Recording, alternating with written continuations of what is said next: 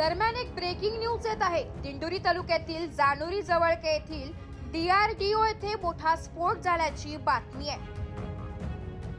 स्फोट व आवाज इतका भयानक होता की परिसरातील नागरिक घराबाहेर येऊन भयभीत झाले आहेत। भारत सरकार रक्षा मंत्रालयाकडून दिलेल्या सूचनेनुसार ती रॉकेट मोटार परीक्षण होणार होतं, परंतु त्याचा कालावधी दुपारी होता असे सांगण्यात आलं होतं। तो आवाज 180 डेसिबल पर्यंत असणार आहे याची पण माहिती दिली होती, परंतु आज सायंकाळी अतिशय मोठा आवाज DRDO जानोरी तालुका दिंडोरी परिसरात झाल्याने परिसरातील नागरिक भयभीत झाले।